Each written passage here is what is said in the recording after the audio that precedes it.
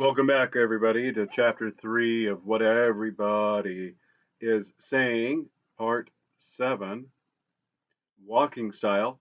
When it comes to the feet and legs, I would be remiss if I didn't mention the nonverbal cues given off by different styles of walking.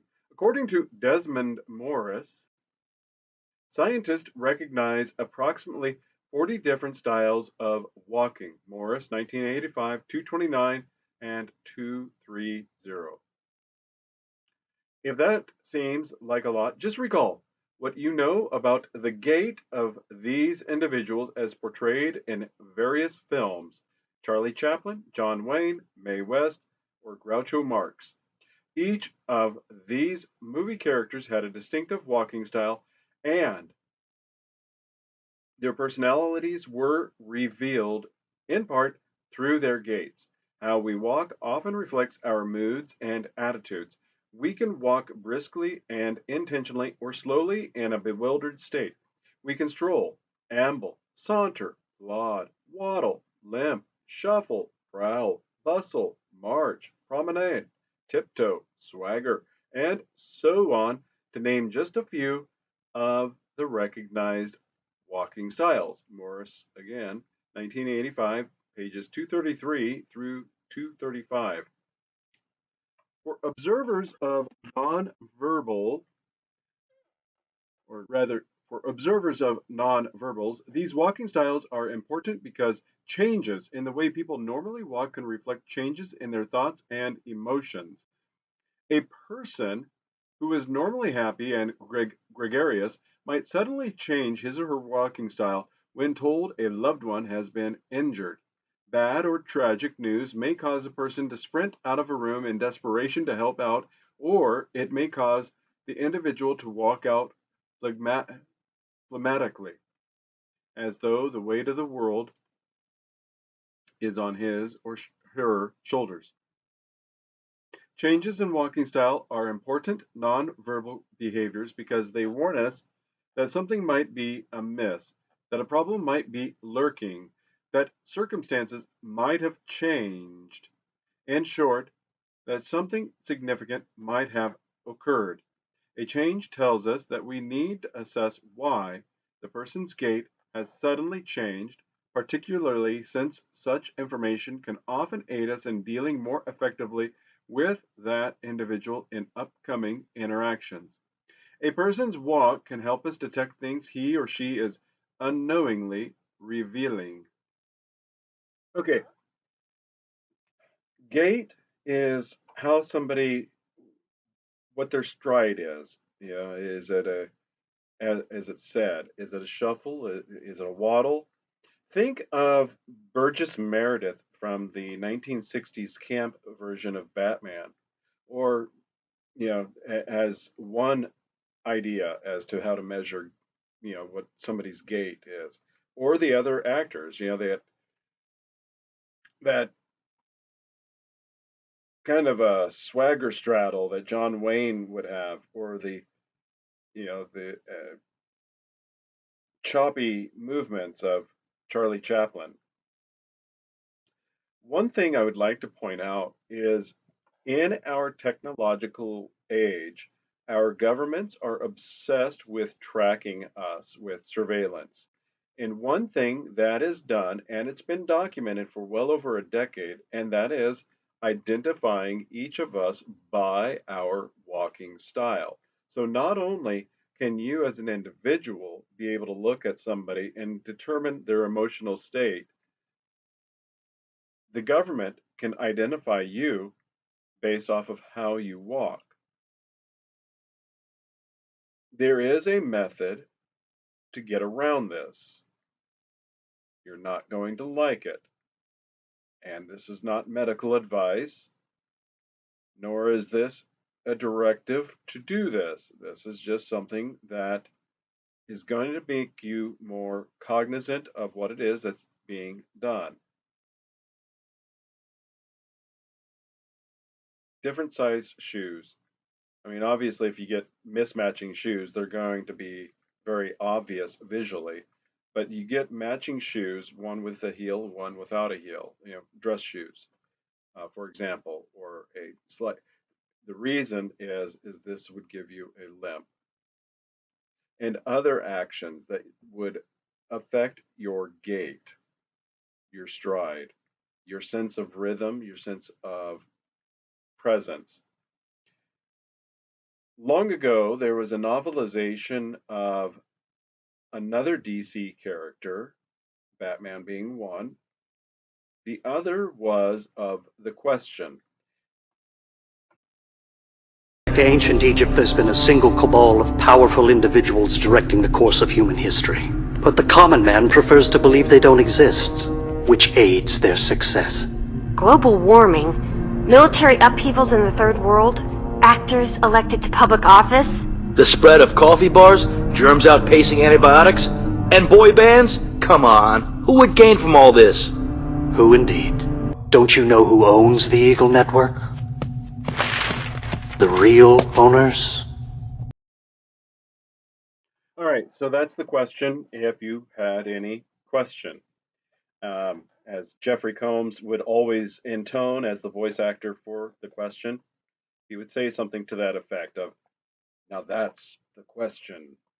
Anyway, The Question was created by Steve Ditko at Charlton Comics, which was later bought out by DC Comics, and he was incorporated into the DC universe and given an update in the Justice League Unlimited animated series in the early 2000s or mid early 2000s, 2003, 2008, somewhere in that time frame. Anyway, the point being is I find this clip amusing because it is a stark deviation from what it was that how he began. Steve Ditko was an ardent fan and acolyte of Ayn Rand and her objectivist philosophy, and she was the one that authored such works as The Fountainhead, We the Living, and of course Atlas Shrugged. So to go from being that, a John Galt, Howard Rourke type character to becoming the kooky, wound too tight, conspiracy theorist is how he's viewed, is a bit of a stretch. The irony, though, is that in 20 years of The Question being here, and that's part of the reason I incorporated it, is that over the last 5 years, especially over the last 10 years, everything we've witnessed from 2015 to 2025 has been, if you haven't been left questioning your government and the corporations that you patronize, you need to touch grass and you need to start taking notes on things and look around.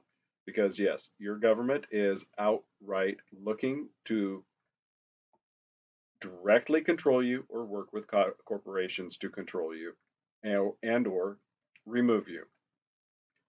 Leave it at that. The Question, though, is a journalist back in the day when they really were journalists and not current day journalists. The character of Batman came to Vic Sage, the alter ego of The Question, and gave him a walking frame.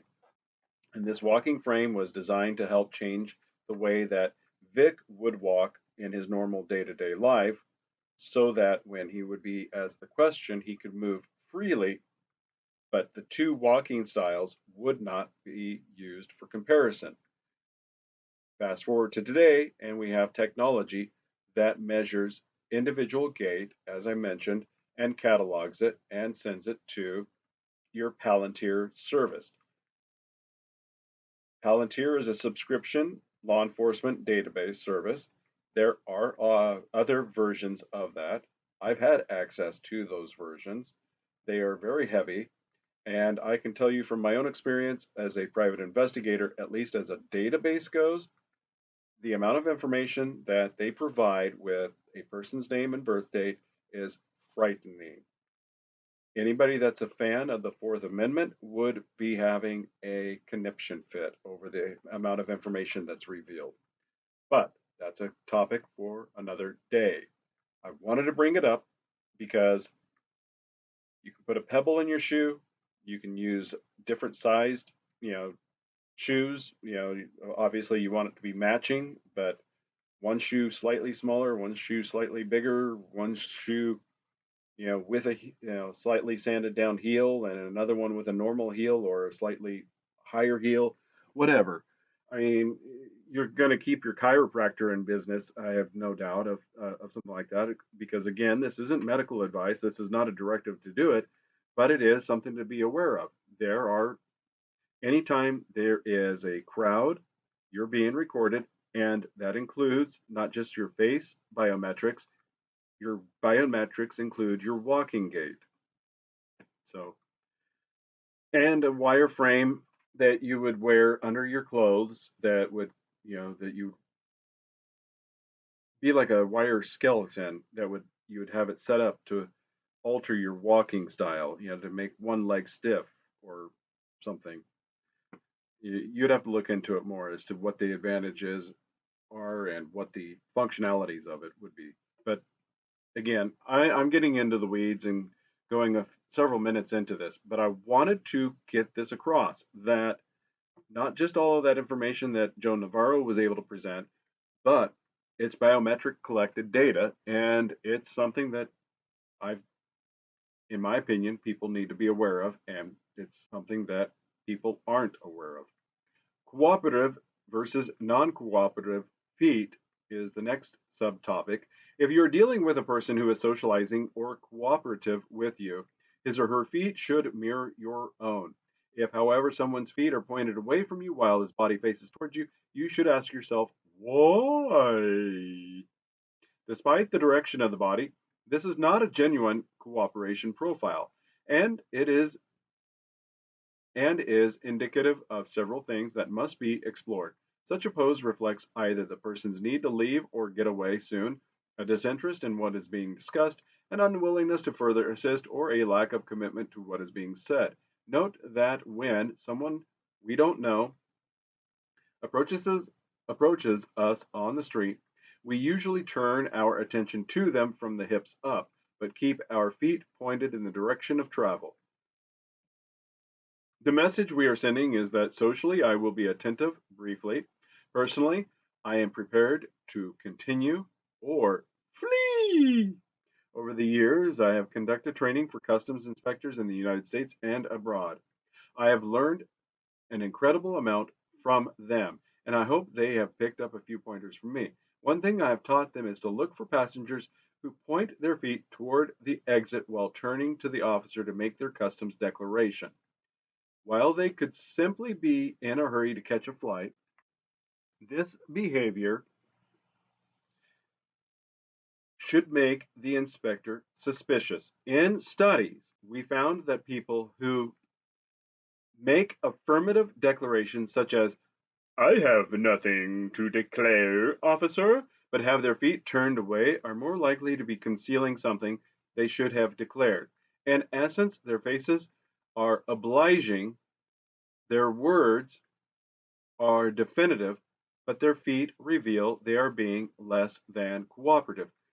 This is essentially a retelling of a lot of the information that's already been gone over, and that is the body signals have to be congruent. That means they have to be aligned, they have to match. And what he's exhibiting is the feet pointing towards a different one direction while turning to face you. And yes, the face is looking at you, and the words seem to be appropriate for the context, but the body is not congruent with, you know, obviously the feet. So this goes with the other comments I've made when talking to somebody who has some that even Mr. Navarro's mentioned prior about having a higher priority thing, a meeting to attend that they're trying to get to. The anticipation, their foot is pointed to the door, but they don't want to be rude. So this ties in to that. Okay, before I forget, there's an insert. There's two of them. This is box 16, getting a toehold on romance. I was in Los Angeles this year giving nonverbal communication training to a client who works in the television industry. He was kind enough to take me to dinner at a popular Mexican restaurant near his house. While there, He wanted to continue learning about body language and pointed to a couple seated at a nearby table. He asked, "Based on what you see, do you think they're getting along with each other?" As we observed the two diners, we noted that at first they were leaning in to each other, but as the dinner and conversation progressed, they both leaned back in their chairs away from each other, not really saying much. My client thought things were going sour between them. I said, "Don't just look above the table, look under the table as well." This was easy to do as as there was no tablecloth or other obstacle blocking the underside of the table. Notice how their feet are very close to each other, I pointed out. If they weren't getting along, their feet would not be that close together. The limbic brain simply would not allow it. Now that I had him focused on the couple's feet, we noticed that every once in a while their feet touched or brushed against each other, and neither person's legs retracted. That behavior is important, I noted. It shows they still feel connected. When the couple got up to leave, the man put his arm around the woman's waist and they walked out without saying another word. The nonverbals said it all, even though they were not in a talking mood. All right, before we continue on to the last paragraph, what he's telling you is correct. The feet, because it's the furthest part of your body away from the brain, means it's going to be the most um, free to act. It's going to be, it's going to do what it's going to do. The other part is they know, the guy that he's with noticed that they weren't talking much and they reclined. When you recline, you're reclining into comfort. So you've not only just completed eating, so you're probably full, so it's more comfortable to recline, but you're comfortable also with the environment because you've been there long enough and you're certainly, because you're playing footsies, comfortable with your companion. All right, let's continue. If you have ever wondered why there is so much leg touching and flirting under the tables or in swimming pools, it is probably related to two phenomena. First, when our body parts are out of sight, such as under a table or underwater or under the covers, they seem out of mind, or at least out of the realm of observation. We have all seen people act in a public pool as if they were in private. Second, our feet contain a tremendous number of sensory receptors. The pathways the pathways of which terminate in an area of the brain that is close to the place in which sensations of the genitalia are registered. That is referencing Givens, 2005, pages 92, 93. People play footsies under the table because it feels good and can be very sexually arousing. Conversely, when we don't like someone or don't feel close to them, we move our feet away immediately. If they accidentally touch beneath the table, as a relationship wanes, a very clear sign couples often miss is that there will be progressively less foot touching of any kind. All right, and insert box 17, crime shoppers. Criminals don't always realize just how much information they give away. When I worked in New York City, my fellow agents and I often watched street predators as they tried to blend into the crowd. One of the ways in which they were unsuccessful in doing so, however, was that they frequently walked on the inside of the sidewalk, habitually, changing their walking speed as they aimlessly window shopped. Most people have a place to go and a task to accomplish, so they walk with purpose. Predators, muggers, drug dealers, thieves, conmen lurk about waiting for their next victim. Men, pay attention to this. This is possibly the reason you're labeled a creep or perceived as off-putting is because of this lurking behavior. And the surest way to offset a lurking behavior is to be a man with purpose. You can be a woman with purpose also. Don't take me the wrong way. I'm just saying that it is most often men who are labeled as creeps. Just ask Daniel Pearson, who suffered the wrath of the evil Angela Buramova, who never needs to see the outside of jail ever again. There is, let's see, There is no purposeful direction to their travel until they are about to strike. When a predator vectors toward you, whether a beggar or a mugger, the discomfort you sense is due to the calculations your limbic brain is performing to try to prevent you from becoming the next target. Again, men, threat assessment. Remember, we talked about this. So next time you're in a big city, keep an eye out for predators. If you see a person walking around with no purpose who suddenly makes a beeline for you, look out. Better yet, get out as quickly as possible. Even if you just sense this is happening, listen to your inner voice. De Becker, yeah, I was going to say that as a side note. So Gavin De Becker, he references, who wrote a book in 1997, and this is on page 133. Anyway, Gavin De Becker is known to a lot of us in security related professions, whether it's law enforcement or private investigating, um, physical security, such as you know power plants and other places that have key cards and control access. Anyway, he's a big uh, proponent of, or he's a he's a security expert. He's a specialist in security, and he's written a few books. One of them was the Gift of Fear and Other Survival Signals That Protect Us from Violence, and that's the book that I believe that Navarro's referencing because it is the same publishing date of 1997. Anyway, it's just he's very much as a he's a go with your gut. Your gut knows something because you got this far in life, and so did your ancestors. And they got here by surviving. So listen to your gut. So go buy the book. Tell me if I'm right or wrong. I'd like to know. But he's a big name in the security circles.